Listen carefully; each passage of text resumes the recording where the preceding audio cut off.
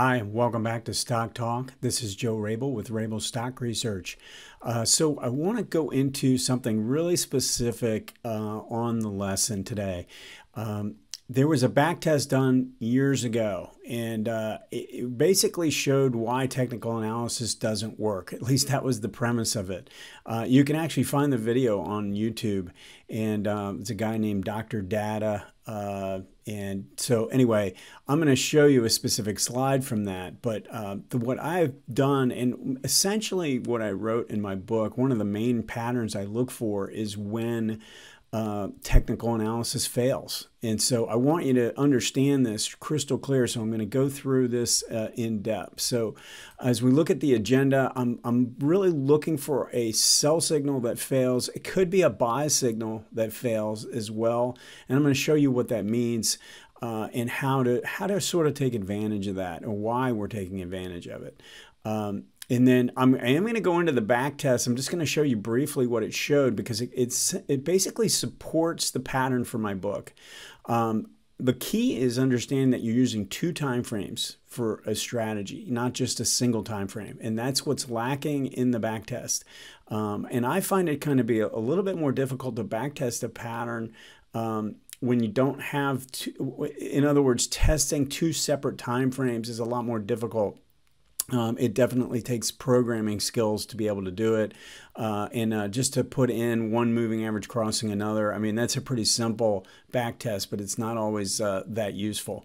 And then one of the things that I think is really important when you're trading in technical analysis is trading in the direction of the trend. So I'm going to go through all of that in a brief lesson, and then we're going to go through the individual stocks that came through. Let's go ahead and get into this lesson, though, and explain how how you can make money when technicals fail. Okay, so this is the slide, at least one of the slides from this back test that was done on this YouTube video.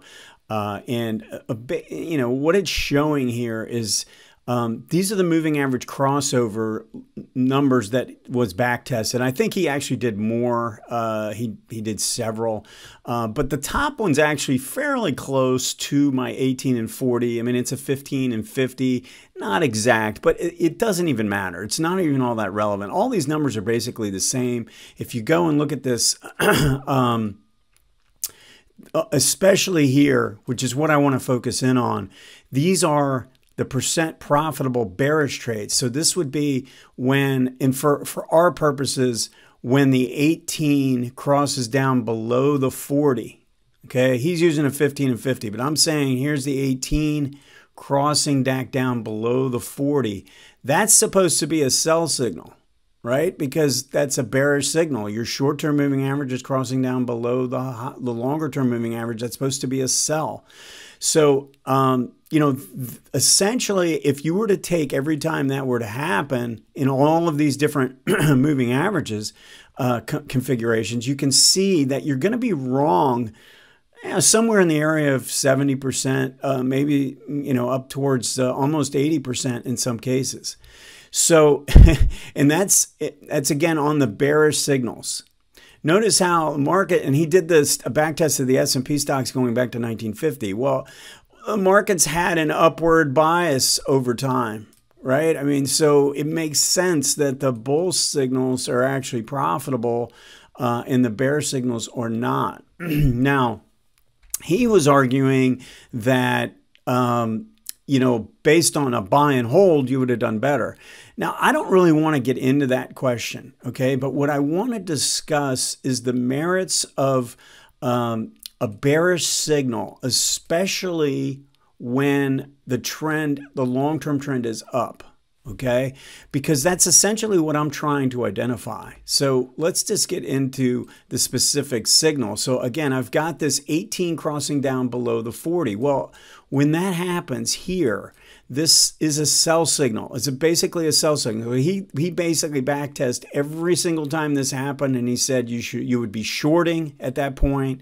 And what I'm arguing is, and what the back test is showing, is that I actually don't want to do that.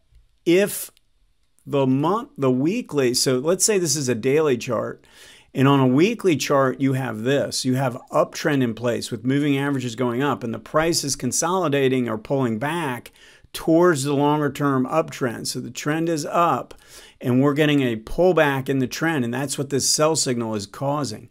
So instead of being a seller or a short seller when the moving averages cross to the downside, you wait. You sit back and you say, you know what, the trend is up, so I'm going to wait for this 70% of the time it's going to fail. And when it fails, I want to get long on the failure because I know that 70% of the time I'm going to be right based on the back test. The back test has essentially done its job for me.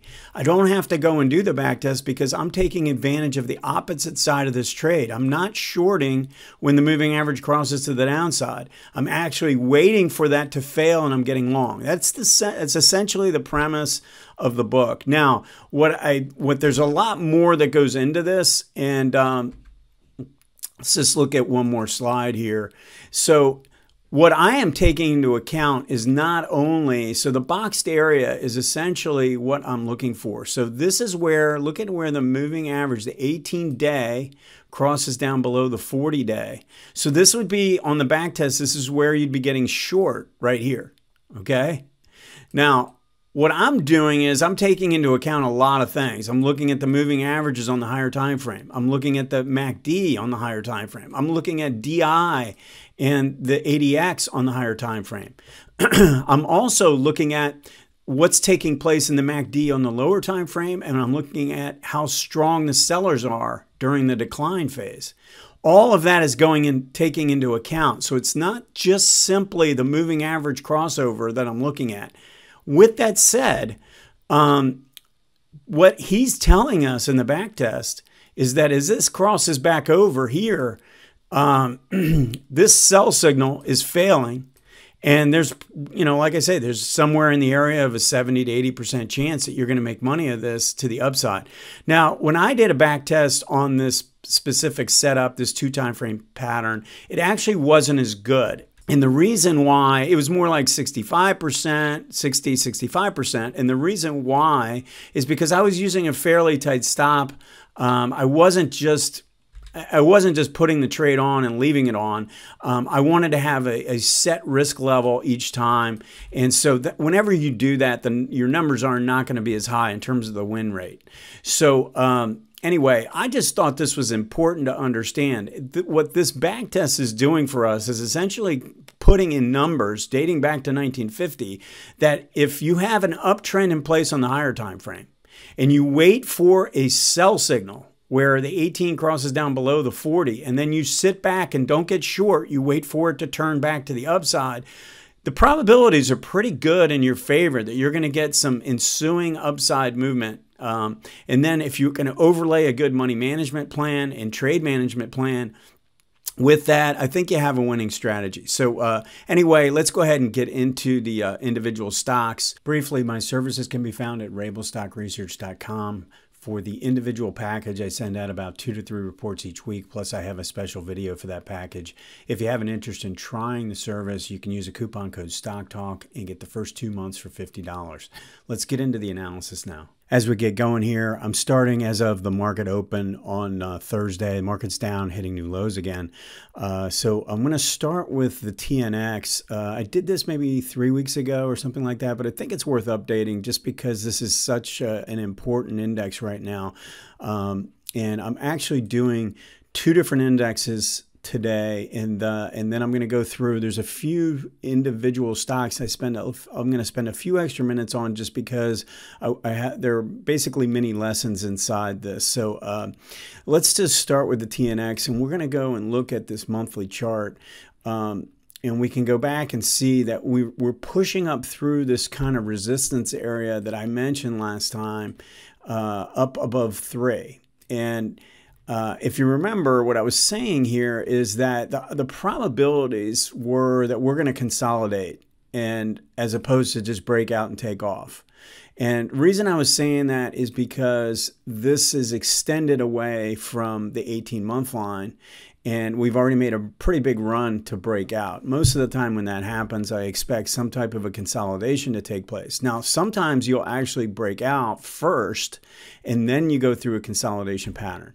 Now, the other possibility is that it just goes up into this next bigger zone up here, 375 or something like that, you know, right away. Just goes and makes that kind of a move. And then what I think is taking place is you're borrowing against next year's move. So the more this goes up right now, the lesser extent that I think you carry next year. Whereas if it started to pull back right now and consolidate, then you could make another nice new high again next year. So that's kind of how I'm looking at this. It's exceeding this prior high. It really ought to start to back off and consolidate, maybe pull back a little bit. I mean, the momentum signs are incredibly strong. Look, we've got really powerful momentum based on MACD and ADX on the weekly chart.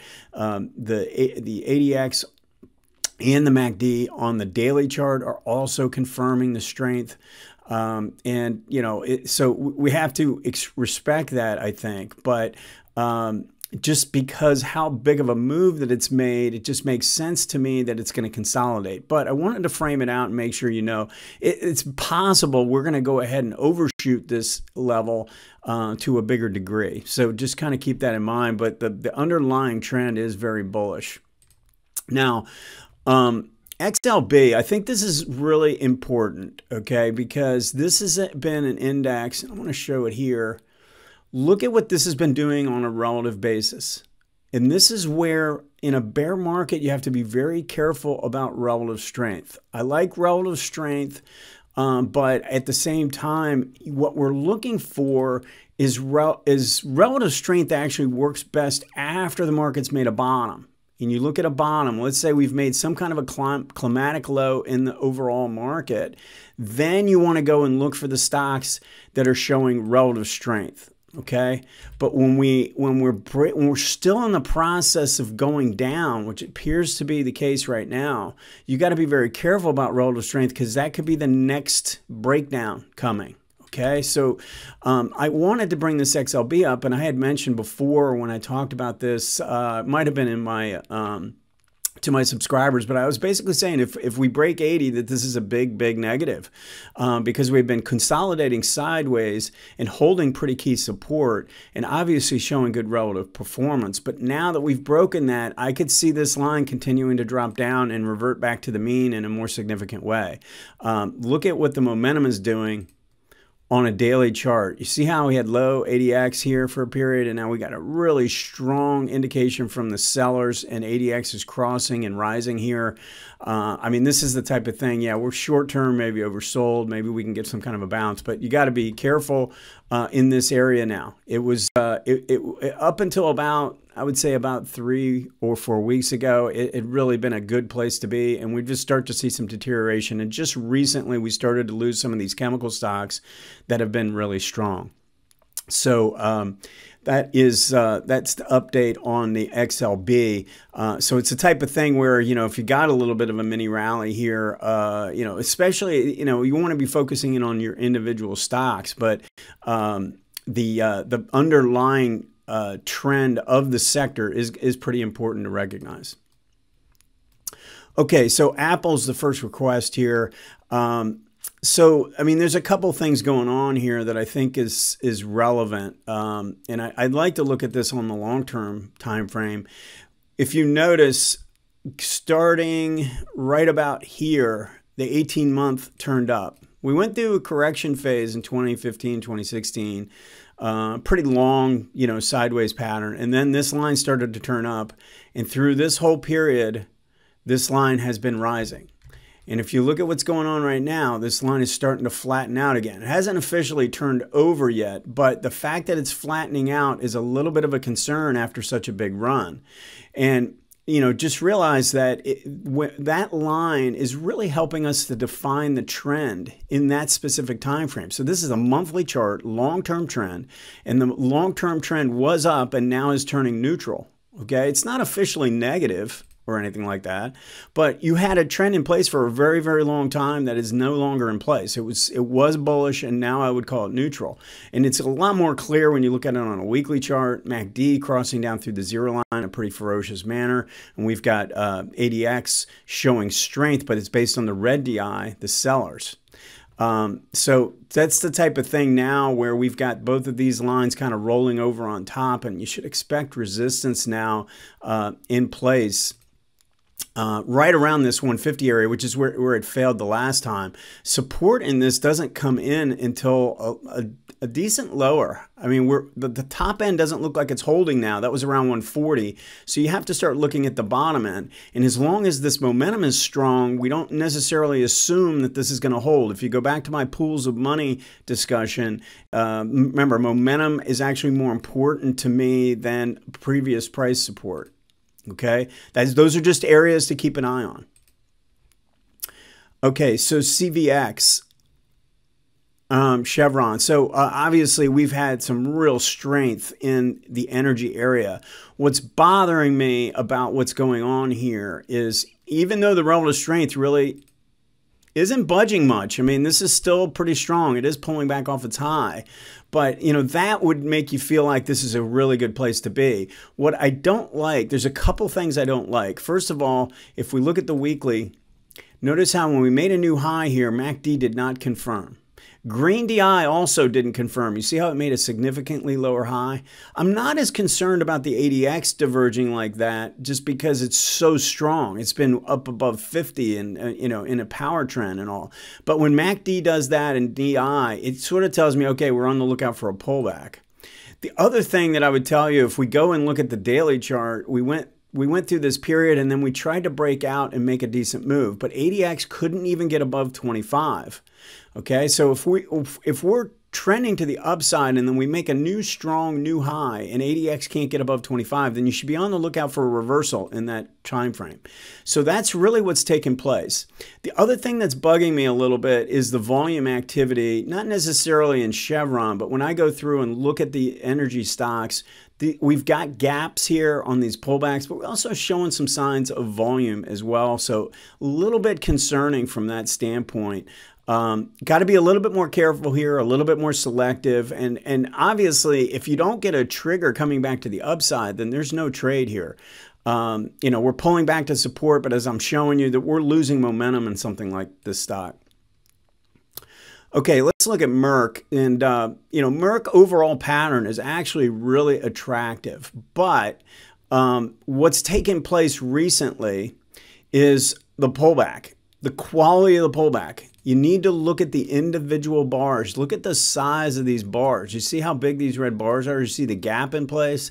It's too violent to buy a pullback. We don't want, so this is a key level to watch. It's 18. It's also where you broke out from, right? I mean, this is a key level. But the velocity of the decline, it's too much velocity coming to the downside here. Don't expect this to hold, at least not on the first try. Now, you see how the angle of attack that MACD has on its signal line? It's too steep. It's not going to hold. It's going to end up breaking that. Now, we know that if it breaks that, what you want to do is take this high and whatever this low ends up being and mark the 50% of it, because that's probably all you're going to get on the first try up if this rolls over from an extended level like that. Okay, when you've made a decent move away from the zero line, and MACD rolls through its signal line, even if you have strong ADX, what you should expect is some kind of a W to form. It's not an automatic that you're just going to turn right around and go back up. So I sort of expect it. This would be a best case scenario, is something along those lines. That'd be what I'd be watching for, and that's on a weekly chart. So we have some time here. I'm not saying it's negative. I actually think this is one of the stronger stocks. We can see that on a relative basis here. But it's not timely right now unless you want to trade it up to the midpoint. And even that's a little premature based on what's going on the daily chart. Okay, Microsoft. So this is one where I'm going to give a little lesson here. Now, this has the same look on the monthly, where actually the 18-month hasn't quite rolled over yet. It's still rising, but it's been rising for a very long time. So if this spends the whole month here and we open up a new month, This line is going to flatten out and roll over. I mean, we've got a clear sign that the MACD from an extended level is breaking. That's the first time we've gotten both these lines to roll over in quite some time and, really extended away from the zero line. So there's some risk here. But what I wanted to show and talk about a little bit is what's taking place in the MACD on the weekly. Because I talk about overrun, and then I talk about normalized oversold. And then I talk about extreme oversold. And so if we look at this and we go back in time, look at how far. I can go back a long, long way. This is the most oversold this has ever been. But it's coming from a strong overbought condition straight down and violently breaking the zero line and then getting to this oversold rating. And I view that. So let's just look at it this way. I think this is a much easier way to explain it. So if you have bands, you have bands. So this is a lower band, this is an upper band, this is the mid band, okay? And a stock is trading and it goes to the lower band and then pops back up. That's not a bearish thing. I mean, that's kind of like, okay, I'm getting an opportunity to buy for a short-term move. But if you make a move down and you show out of band behavior, and that's where you stay below, you run the band to the downside. You're running the band to the downside. That is a sign of downside continuation, okay? This is very, very bearish. So I've got my bands and price runs the band. It doesn't just spike the band and rally back up. It runs it to the downside, stays oversold after a bullish period, especially. If we've been going up and we get a bearish period like this negative out-of-band behavior is telling you you're shifting the trend in a ferocious way and that there's a lot of strength to the downside. Okay, that's what I think this is telling us. This is like out-of-band behavior to the downside. It's so violent. It's not normalized oversold. It's deep oversold, but it's doing it from an all-time high. You went from an all-time high and straight down like that. So I hope that makes sense. I think it's important to realize this because the odds are, yeah, we're going to get a rally in this. I mean, it's not like this is going to keep dropping. I mean, maybe it will keep dropping. The next support level on this stock that's a little bit more legitimate is right around 230, maybe 235, something like that. So, that would be the next area to watch. But as long as we stay below the downtrend, stay below the 18-week, which is declining, don't get too excited about an extreme oversold reading in MACD. That is not necessarily a bullish thing because the odds are what's going to happen is MACD is going to come down and fail and turn back down again when you get this extreme of a reading, okay? What we want to do is continue to build up our watch list. Stocks that are holding up, stocks that are doing their thing and kind of independently of the market. Look at the relative strength line in this. This doesn't mean we buy. Okay, we're waiting for our market to show some sign of climax, and until that happens, we keep building up a watch list. I wouldn't buy long term as long as the S&P is continuing to trend lower.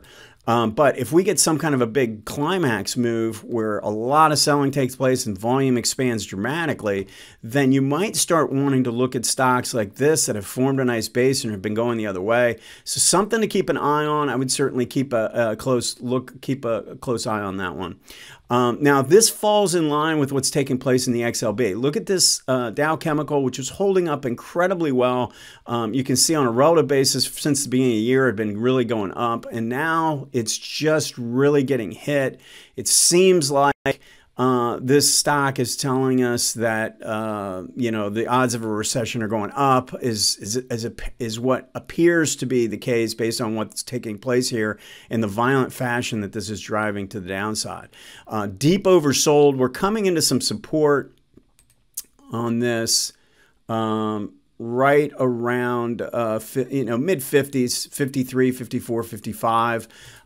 So again, we don't want to necessarily, certainly if you're looking to short, don't short oversold breakdowns. Look for this to rally and get a retracement back to the 382 or the 50%. And that would be like the area I'd be watching. Momentum is very strong, but you got to be careful when a stock has made this big of a drop. Look at Goldman Sachs and look at the moving averages on the weekly. You see how the 18 is moving at a really steady pace. It's not going too fast to the downside. It's not accelerating to the downside. And it's not just starting. It's just in the perfect area where you expect it to be resistance. So, you know, if this is moving at around a 45-degree angle like that, that is really, really strong resistance. And look at the 2 times it tried to move up there. It immediately kind of sold off. This was a little early, but it showed you signs of weakness there. So as long as we stay below, this is the line that's the most important for this stock. As long as we stay below this line, the trend is down. Now, if we can get down to the next big support area or the volume explodes and it looks like a climax, then there could be some trading opportunities coming back up. But got to be really careful with a stock like this as long as it's showing really strong trending tendencies based on that moving average environment. Just lastly, real quick, same thing that just took place. Look at this failure on the weekly at the 18-week. Support on this is probably closer to 100, okay? So I think that's something we got to be careful with. That's it for today. Thanks for joining me. Send your stock requests to stocktalk@stockcharts.com. Have a great week, and we'll see you next time. Hey guys, Dave Keller here with StockCharts.com. Thanks so much for watching our video. If you enjoyed it, and we hope you did, hit the like button right below. Also, we have so much new content every day. Consider subscribing to the channel. Just hit the subscribe button in the video or right below. Thanks for watching. Stay safe. Have a fantastic day.